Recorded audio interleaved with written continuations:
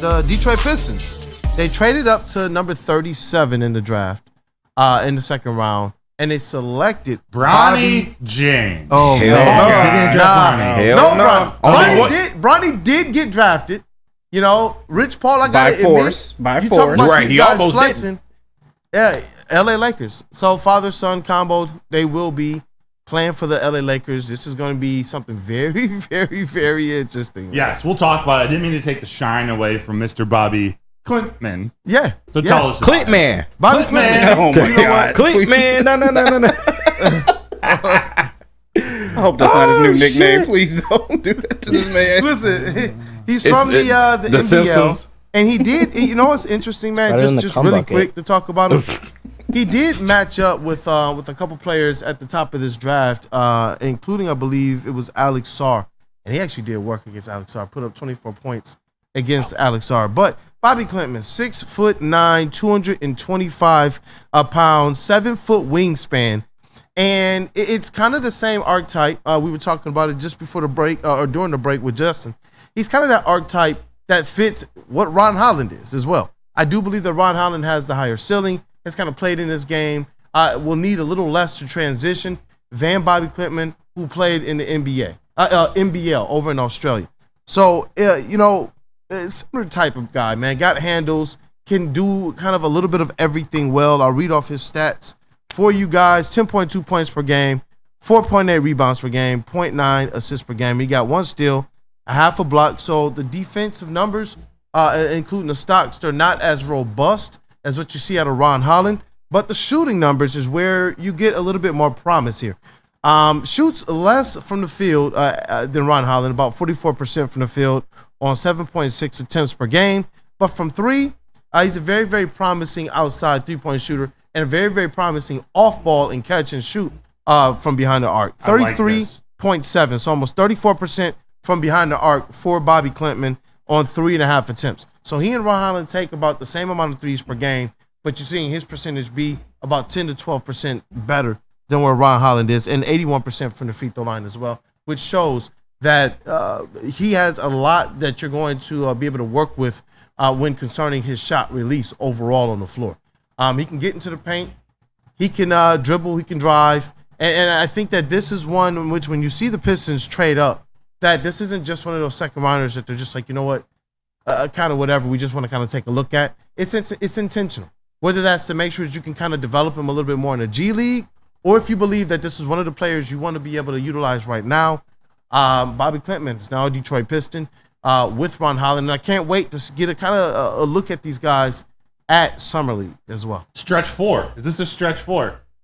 Or has the ability to grow into that? Like with being a power forward-ish? I mean, you consider him a wing or a power forward? I'm more of a wing, but it's Big these wing? tweener guys. This is where the NBA is going, you know. Jeremy Grant is probably more 3-ish forwards than these guys. But everybody, but were fours that were more like actual power forwards than Jeremy Grant. So it's this evolution of kind of tweeners that can play both, but he's probably going to be more efficient on that wing. And so what I see right now is a bunch of players that they don't necessarily have the connectability of a Cade Cunningham, but they do have some similar skill sets, and they're all going to be between 6'6", 6'8", or 6'9", with the ability to handle the rock a little bit, the ability to kind of create an ISO, the ability to push in transition. Some of them can shoot.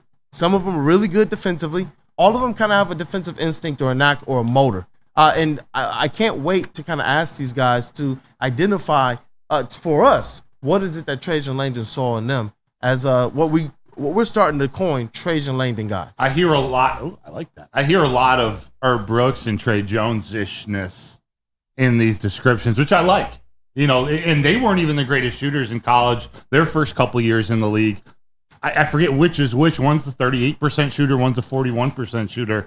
That's all you need to be dangerous, to set up your cut ability, to set up your ability to draw the defense out just a split second more or a little bit farther out, just to be dangerous around the three-point line for floor spacing and shooting. Because the things that I like from, especially when you look at Ron Holland's tape, despite the shooting numbers, people still reacted to his hezzies and his pump fakes out there behind the arc. And when you have that type of athleticism and speed that Ron Holland has and that Bobby Clintman has, when you have the ball in your hands, they're not like floor burners, But there is a different level of speed that you have to quantify and consider when you have the ball in your hands. And those guys can make a split-second decision and get into the paint quickly, and they will dunk it on your head if you fall asleep on them. And so I like the archetype. I like where they're going. For everything that I love about Ausar Thompson on defense, who I believe is far ahead of where these guys are. Ausar Thompson entered the NBA as a 1 year out of high school, and absolutely was able to kind of stick with the ones and the twos. In the 3 to the 4. Hey, everybody got it. But these players are coming in with a lot more offensive rhythm and bounce and kind of offensive game and polish than Ausar did. So it'll be interesting to see where they slot. It will. I'm excited. Again, it's just hard to picture without. These are the first 2 moves of Trajan Langdon. Whatever he's doing, whatever he's cooking up, these are the first 2 moves. So it's hard to project how they're going to fit. You know, who's going to be on the roster. We know these 2 are going to be on the team, but how's this all going to look in a month, then in 2 months? Yeah. We'll see. We'll see. We're definitely going to see. And you know what? It's for me personally, I would have thought that they were going to look for a sharp shooter, maybe a guard, maybe a big man that you can kind of take a flyer on, which makes this pick that much more interesting because it's another one of those players in this ever-growing and crowded 3-4 wing room. Mm-hmm. So I don't know if this is just a part of the strategy in terms of how he builds a team, or if there are some subsequent moves that are going to be happening on the other end of these types of deals. Because we got free agency just around the corner. Kevin Huerter, bring him home. You know, is Stewart somebody that you're looking at moving away from? You know, is there a bigger deal out there to bring in a big fish? But it might involve having to outgoing maybe an Ivy or maybe an Ausar. We just don't know yet. All of how I bring him home. Listen, Stop it, JB. Hey, Stop that shit over there, JB. Not at all. We're not playing that. Not at all. Sparty fan over He's here. with the Nets. Oh, so you can bring Cam Johnson with him. I don't even want that contract with that injury I'm history. good. Yeah. Like, there were a lot of Piston fans. You look at what the Nets were. That's what a lot of the Piston fans wanted us to build our team like. And you look at how the wheels absolutely fell off of whatever they were trying to put together, despite all the talent that they had there. Yeah. Part of me is like, with what Trajan Langdon is trying to do, part of me is like, you know what? Maybe just take your time and build this thing the right way. Because you look at everything they had. Then they had Cam Johnson, Nick Claxton, Mikal Bridges. If you're telling me that the Pistons got those guys, I'm telling you they're making a play-in next year. Yeah. Cam Thomas. The Nets had those guys, and it wasn't the success that they thought it could be, and they paid them. Mm-hmm. So it's just, it's coming. I mean, they're still, obviously, they got Cam Johnson on the roster. They still got Nick Claxton. So for these Pistons, you know, I'm getting to the point where I'm starting to be still optimistic about the road ahead, but cautiously. Yeah. He's not done. Not even close to being done.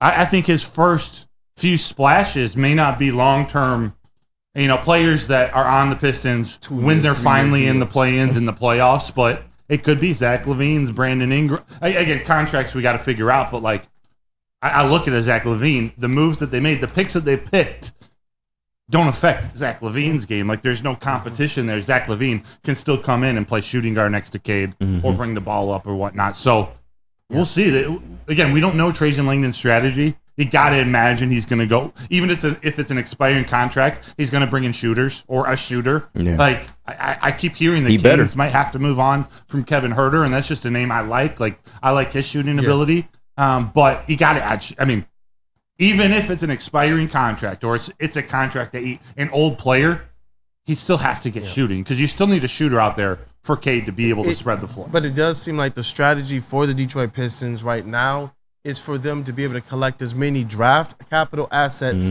as possible. And the report yesterday was that the Detroit Pistons were seeking to be active as like a third team.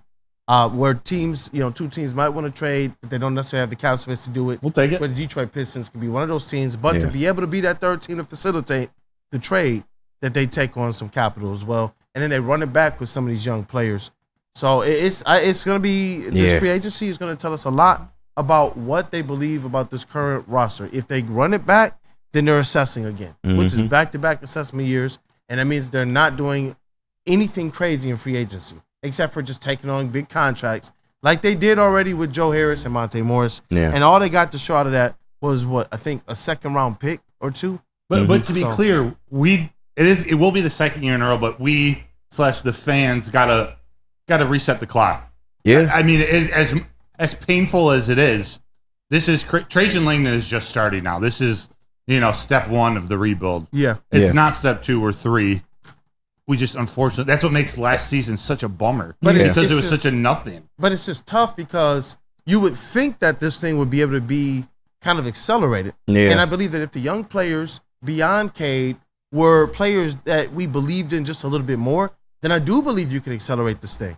That's where I believe the issue is right now is the decision's probably being made on who is Jalen Duren and Jaden Ivey? Who is Asar Thompson long-term on this squad?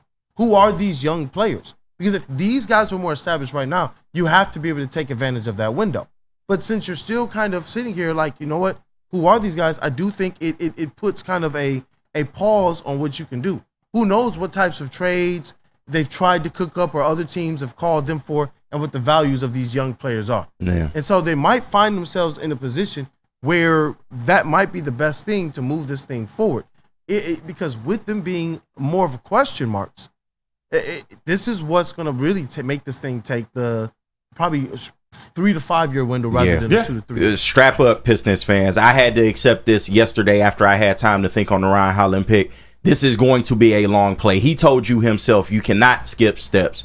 And he's going the route of that we've seen with Brad Holmes, Scott Harris, but it's good that you brought up those two because it has to work. With Brad Holmes, he sold us that, but it actually worked. Mm-hmm. He started bringing players in here that actually, accelerated the clock, and now we look up 3 seasons later and we're competing for a Super Bowl. The NBA timeline, a little bit different.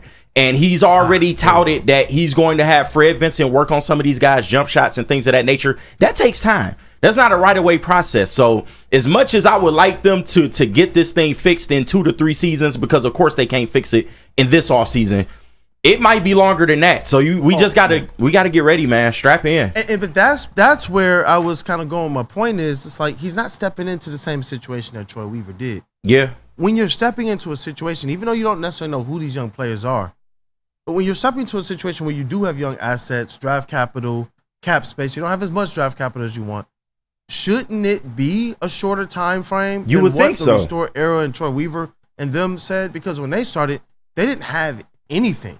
They had to go out there and create. They had to fix the books. They had to go and fix the books. There were different things they had to do. They had dead money on the books. Right now, the Detroit Pistons are in one of the best kind of cap situations that they've ever been in. They have some of the best young talent that they've ever had. And you would think that would be a good launching point, even if it's not the foundation for the Trajan Langdon build, which we got to be fair to that because these are nice players. I would have assumed that this type of foundation helps to accelerate what you can do. You will also think that, but I mean, when you hear stuff like agents didn't want these young prospects coming to work out for the Pistons, and he confirmed it. Yeah, exactly. That pretty much shows you like how bad this franchise is league wide. Nobody wants to come here. Nobody wants to take your money. You have plenty of it, but nobody wants to take it. Bro, nobody wants to take your opportunity. Yeah, it's bad, that's man. Crazy. It is bad, man. So it's the NBA. Yeah. You got people saying, you know what? I'm glad he was open and honest and said that. He's been very transparent. He has. And that helps me feel better about starting from scratch. We're not getting lip service. We're getting him being honest. Hey, and who can blame him? To be honest with you guys, in the last 10 years, who would want to come here? We talk about all the players that have success outside of Detroit, or start with the Pistons and Dinwiddie, Brown, Kentavious Caldwell-Pope. The list goes on. It's tough, man. That exit here and have great success. And all of the personnel that enters here who had success before, but then they instantly don't when they get here. It's both ends of the story. Right. And people have to be thinking like, you know what? If I'm a superstitious person, if I'm a half just, off of the logic reservation, I'm sitting here wondering what type of mojo is in Detroit that a SVG, a Monty Williams, and a Dwayne Casey can all walk into a Detroit bar and all walk out having lost all of their ribs. Yeah. They go home with no holes. The Monstars, man. None. Like, so it's no development. It's a dead mission. No development, no from the bottom up, no structure from the top down. It's a mess for every level of player / agents don't want that for their players. Yeah. So it's nothing to blame them. But the fact that Trajan Langdon realizes that. Yeah, he shared it with us, but the biggest thing is that he realizes that, and he knows that he has to truly start over. Yeah. Like, from the top down, and take whatever Tom Gore says for what you want with a grain of salt. What he is saying is he brought in Trajan Langdon to truly reshape the entire organization, to try to Chris Spielman, Brad Holmes it, to just start fresh, clean house. A fresh and that's voice. what he's trying to do. And that's how we get back to the going to work Pistons. That's how we get back to being a respected organization in the NBA. I'm optimistic. I like that it is a guy like Trajan Langdon doing it. Now he's got to do it. Preach. And that's it. It's in the execution phase, and that's what makes this offseason very, very interesting, because even if it's not the moves that we want to see, even if we want this thing to go faster or not, we will know, even if it's moves that signal this thing will take longer, we will know who Trajan Langdon is still as a GM. Yeah. Because there's still a right way to do it longer. Like I said, is he more Brad Holmes or is he more Scott Harris? Yeah. We've seen one be successful, the others two be determined, but sounds like we'll Brad see where he Holmes. fits. Yeah. Sounds like Chris Spielman. Yeah.